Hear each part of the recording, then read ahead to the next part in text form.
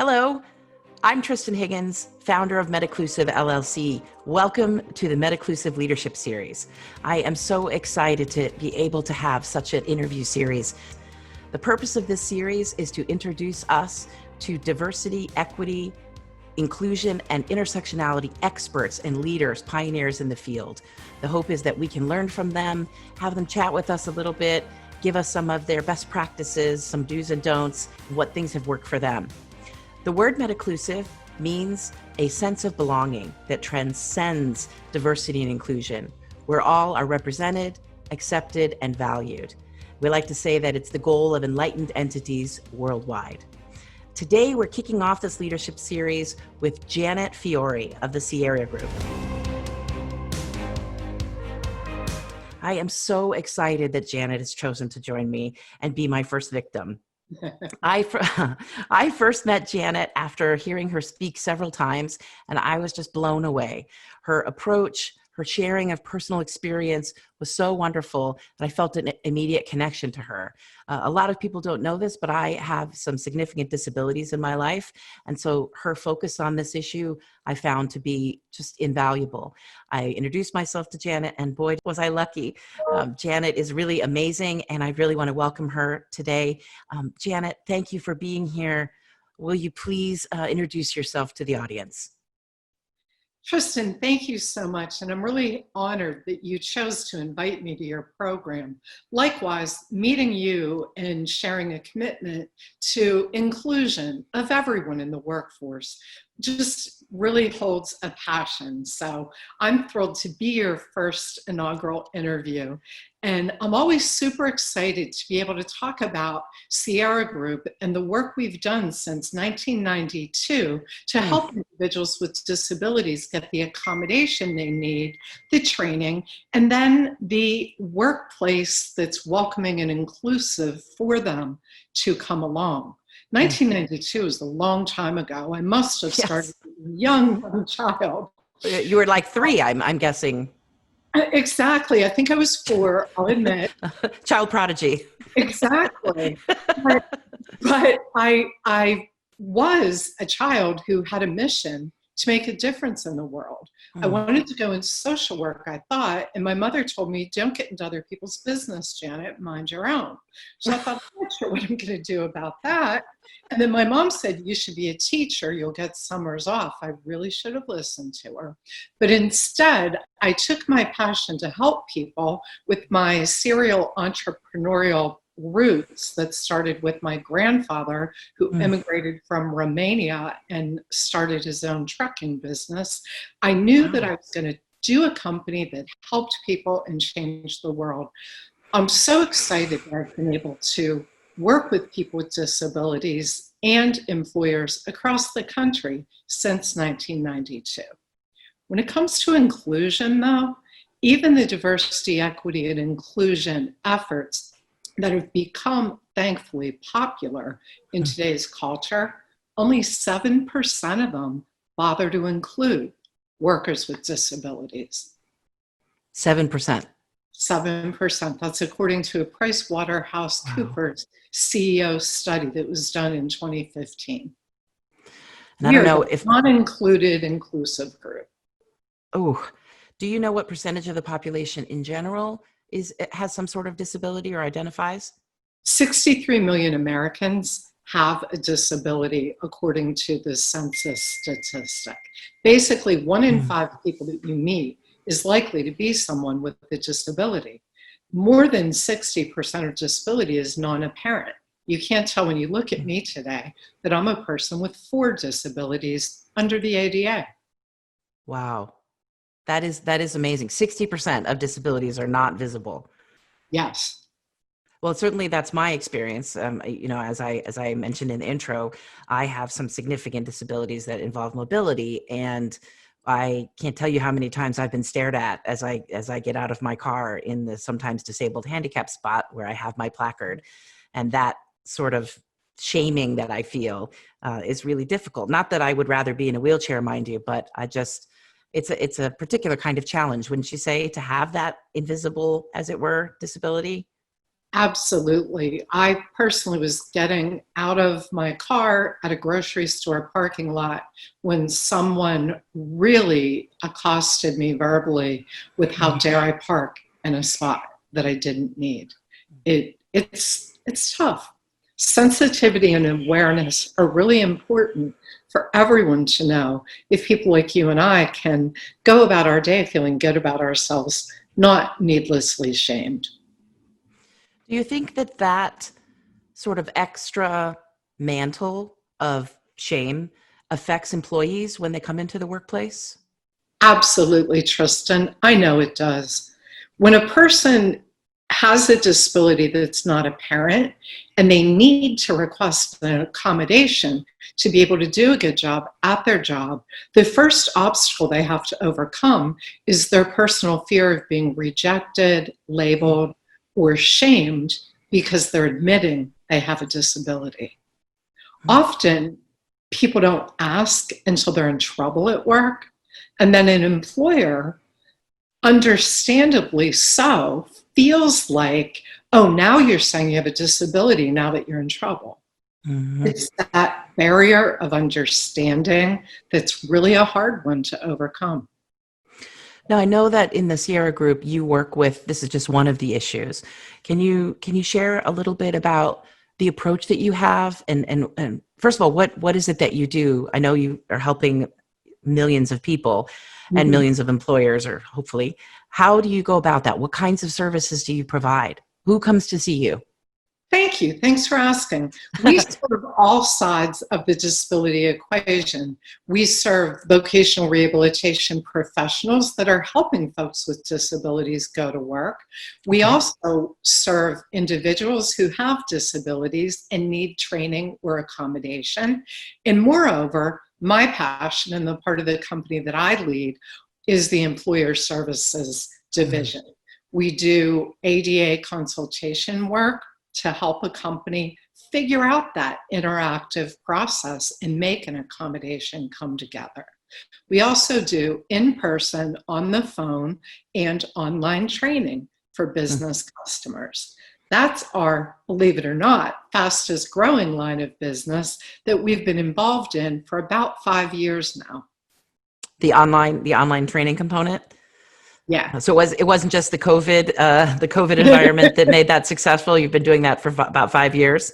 We have, and when COVID hit, it was a big, thank goodness we're already online trainers. Mm. And I have to give a shout out to the resiliency of our learners with disabilities that used to come to our bricks and mortar school to learn computers and business skills. We immediately transitioned them to our business platform for online training and didn't miss a beat. People with disabilities, as I like to say, are wired for adaptability. So the technology changes worked out really, really well. But Tristan, I know you've had a chance to see our newest Disability Etiquette for Everyone online course. I have. I was really impressed. Thank you for letting me take the class. Obviously, people can find that. We're going to put your information. What is exciting to you about that new class? I know you have that pride of ownership. Tell us why. And pride of ownership definitely starts with the day I decided to leave the world of law and insurance and step into helping people with disabilities navigate the workplace. That's something that I found my niche. I figured out where I belonged in life. And we started with what I'll call the harder one-to-one consulting work of doing accommodations. Out of that, we realized so many businesses say again and again, how do I actually talk to a person with a disability? What should I say? How does language matter? What should I not say?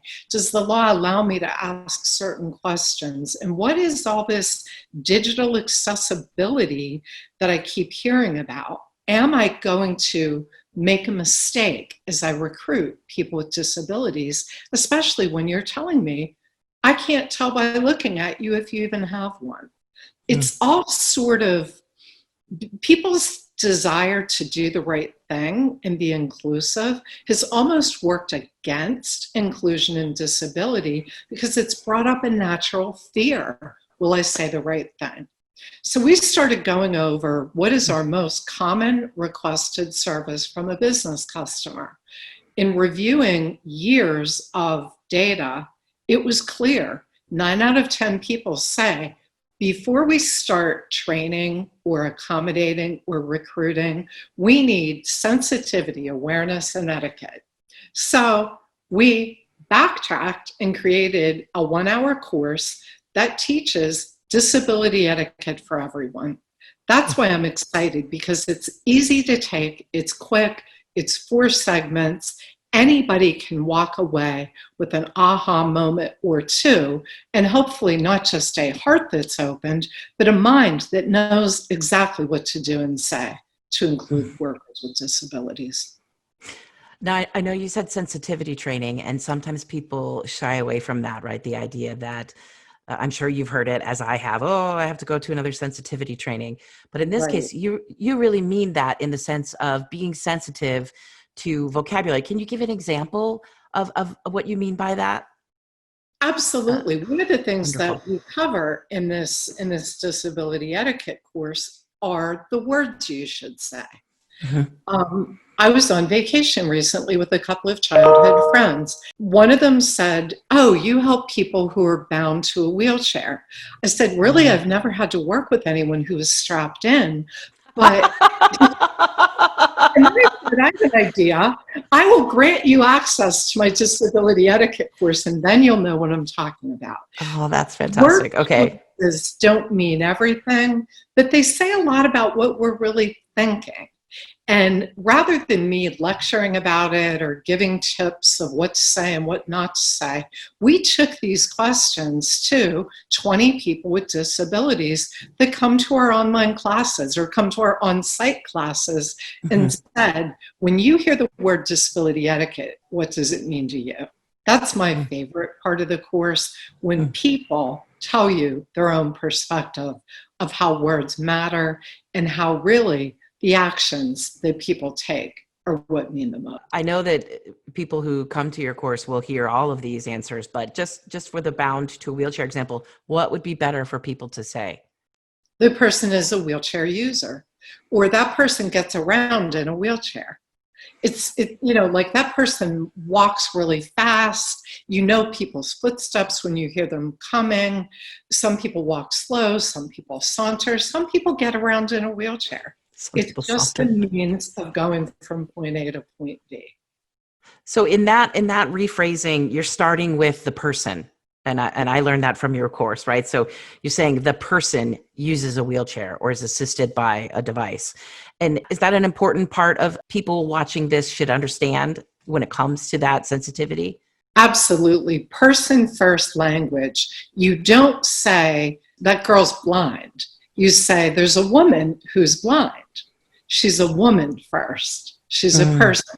My friend who happens to be blind. My employee who happens to have MS. Not, oh, that person is disabled.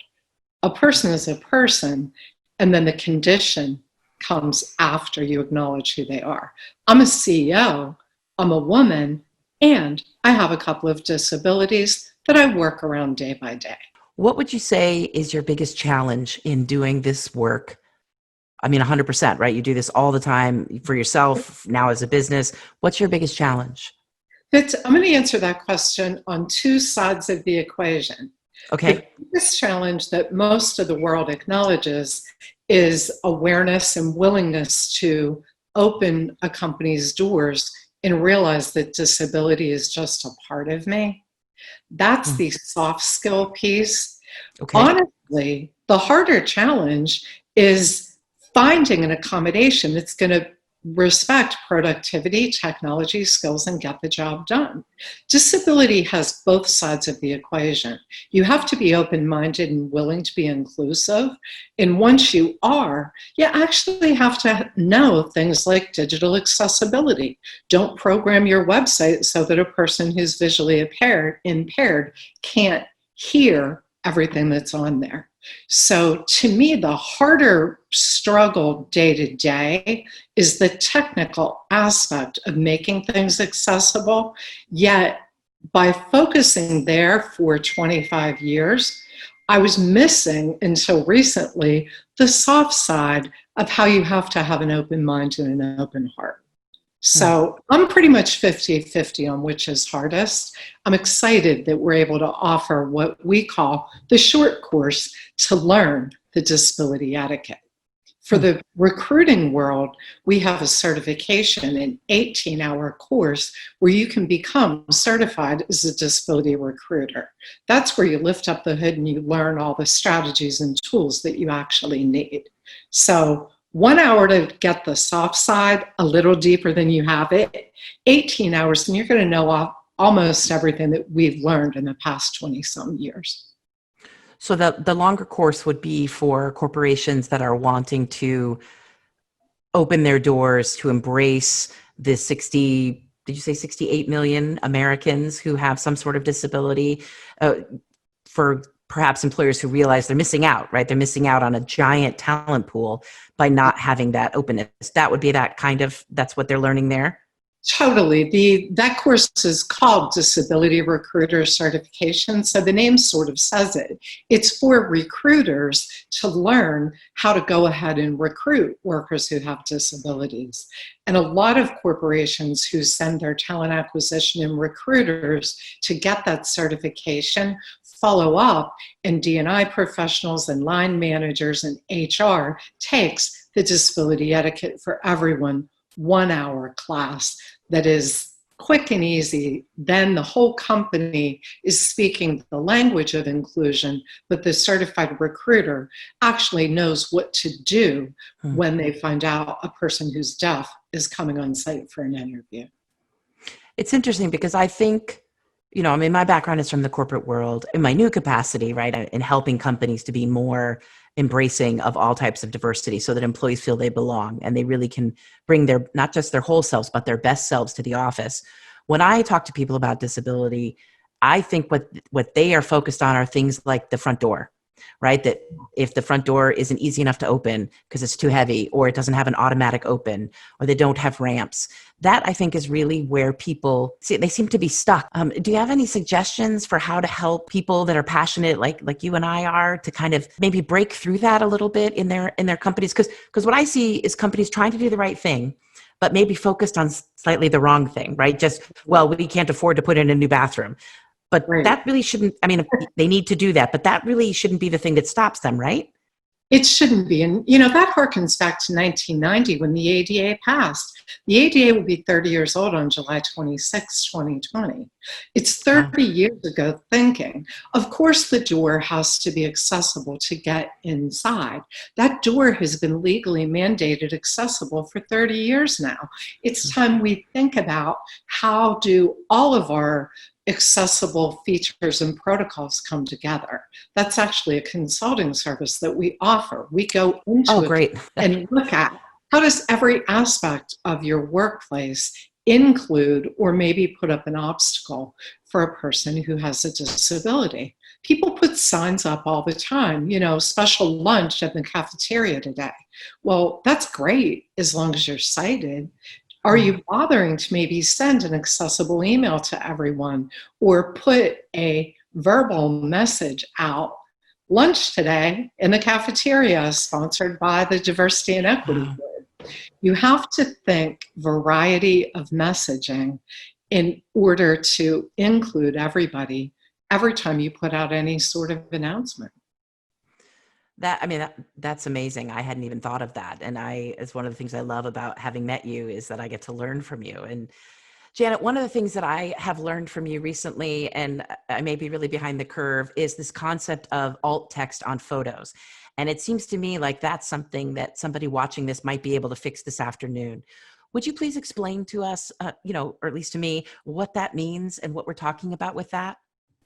I'd be happy to, Tristan. If you have a photograph of me and you want to put it up on your website later today and say, Janet Fiore, CEO of the Sierra Group, joins me as a guest.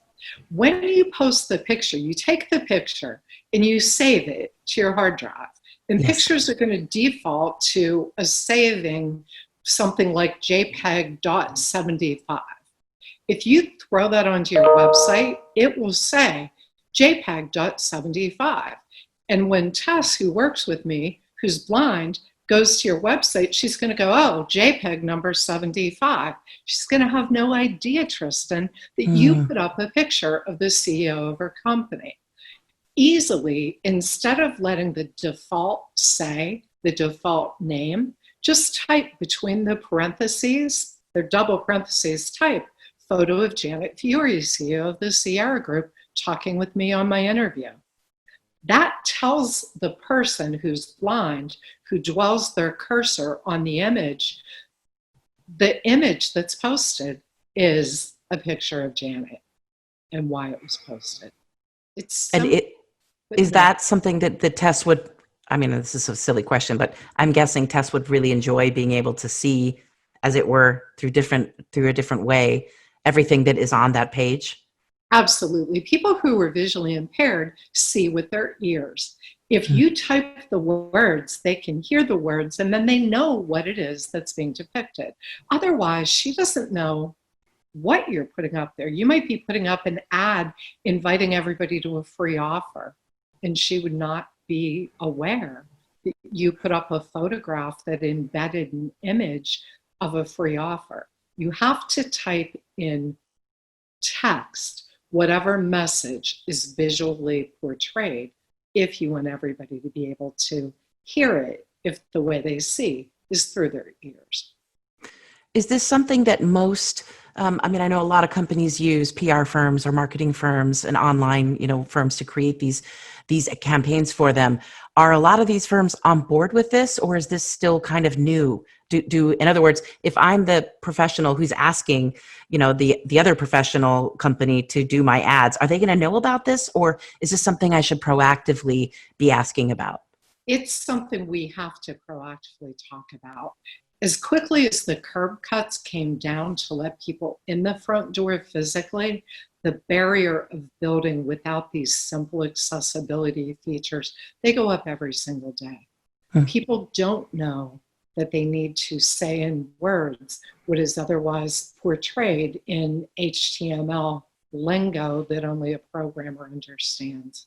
It's a barrier day in and day out. And when you think about people trying to go online and purchase something, they want to know what's online for sale as much as somebody who is not an assistive technology user wants to know. So then businesses are really missing out on the purchasing power as well, right? Of those 68 million Americans, because I think maybe there's this old-fashioned image that you have somebody with you who's reading to you or helping you, and that's not correct. I'm assuming, right? Most of our, 68 million Americans are using the internet exactly like you and I are using the internet, all by themselves with a computer, and they're missing out on that amazing shirt or that amazing service or that product. Is that fair to say? Absolutely fair to say. We actually added, our disability etiquette course was originally only going to have 3 segments. We added a digital accessibility component, and I struggled with that because it's a class about etiquette. That etiquette is how you approach the world and how you make people feel welcome. How welcoming are people if you're building a website they can't get on? I believe digital accessibility is a huge component of etiquette and inclusion. Well, one of the things that I like to talk to my clients about, right, is the sort of dollars and cents. And if I can arm the DEI and I, as I like to say, professional with the information that this could actually drive their business, right? They could make more money in whatever it is they're trying to sell by including these Americans, and other nationalities as well, of course, who aren't able to really experience their marketing, then that's good for their business. And so I really appreciate that, because I think that helps. Sometimes companies aren't able to do something just because it's the right thing, right? That's why we have to have the laws, and that's why we have to, people like you and I go and talk to them about how it's good for them. So thank you for that.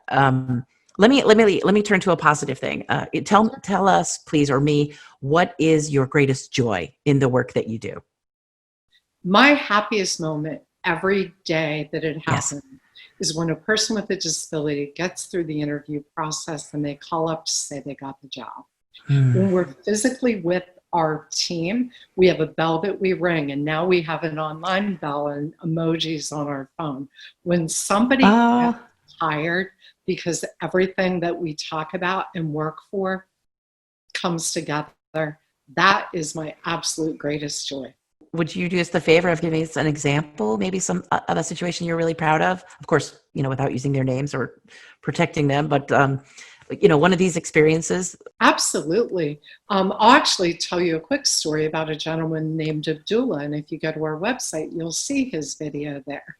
Oh, He's great. a gentleman that was born without hands. His arms end at his elbows, and he also has a deformity that affects his ability to speak a little bit. Abdullah came to us and wanted to work in stock and warehousing. He didn't have any computer skills, and he really wanted to be able to learn technology so that he could get a job working in inventory and stock.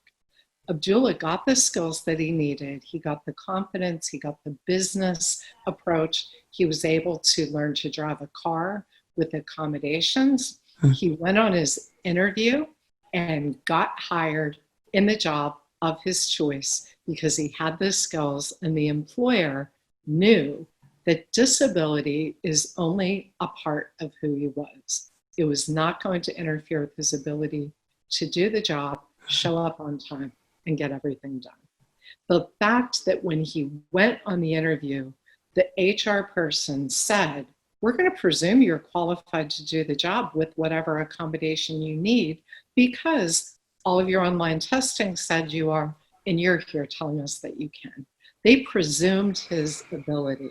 They didn't stop because they couldn't figure out how it would work. He's worked there over a year now, and the company couldn't be happier. Oh, that's amazing. And I know that I've heard you tell a statistic about the cost of an average accommodation. So, you have some companies that are thinking, oh my gosh, if I had somebody like Abdullah come to work for me, I might have to create all kinds of special equipment and it would be very expensive. And even though they're not allowed to think of that in that process, Right. sometimes they do. What can you tell us about the sort of typical cost to do accommodations for employees? And there are statistics, Tristan, that speak to typical cost. Personally, I like to say the cost is zero to whatever it costs, and it depends on what the job is and what needs to be accommodated. Statistically, the job accommodation network says most accommodations cost $600 or less. The reason I hesitate to state that emphatically is most workers that need an accommodation, particularly if they're assistive technology users, are unemployed. The cost, whatever it is something that the state vocational rehab department might be able to help absorb. Sometimes it's just learning how to make a part of your business work for a person with a disability. And once you make even a costly accommodation one time, you're now open to use that accommodation again and again for future workers. So cost is, we can say it's $600 or less, because that is a national statistic that I believe. Okay. Or we can say, what's the cost not to include people? Yes. The cost of not doing it, that's the astronomical cost. Yes. That feels like the mic drop right there.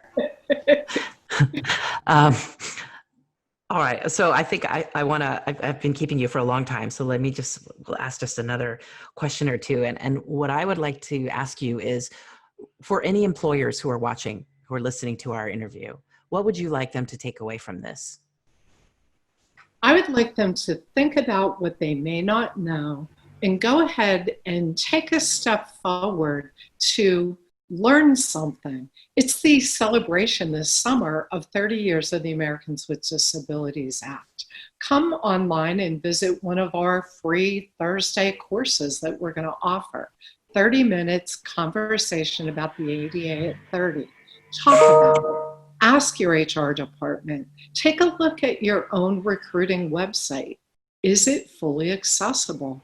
for people with disabilities. Take one action that you've never taken to put yourself in a point where maybe you're not too comfortable finding out the answer, but go ahead and ask that one question regarding inclusion and accessibility.